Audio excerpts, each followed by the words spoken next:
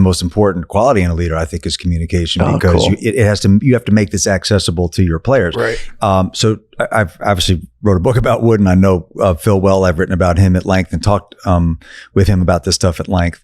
A little bit two different journeys. Wooden wasn't into meditation per se. Bill Walton was, and he was teaching all his guys TM, and they all thought that was nuts. There's a lot of stories there.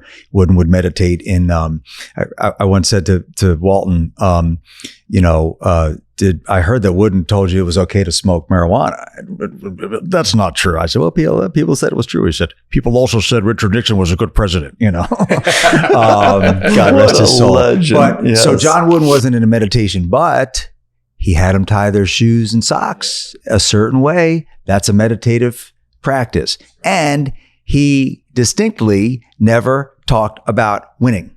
He never used the word win. And people have tried to make him holier than thou. Oh, it wasn't, winning wasn't important. I said, yes, it was. That's how he got because like you were talking about the results.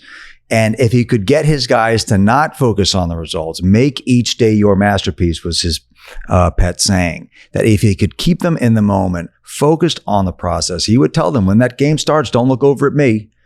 He was an English teacher. I'm your teacher. I've prepared you in practice.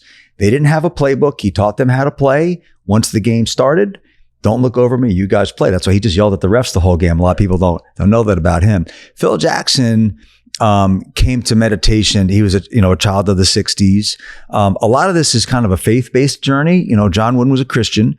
Phil Jackson's parents were Episcopal ministers. He grew up in sort of no money around and in these churches and living a life of service.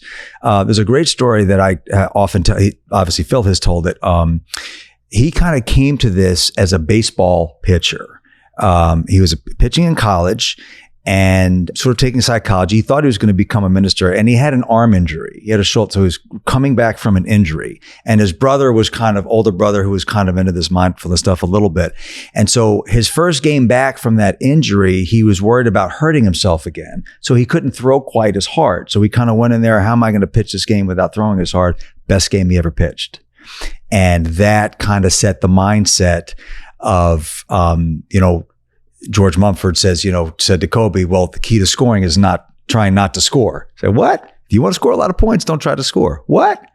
That's the whole ball game. Stay in the moment. So yeah, it's peace of mind, it's mental health, but it's also performance.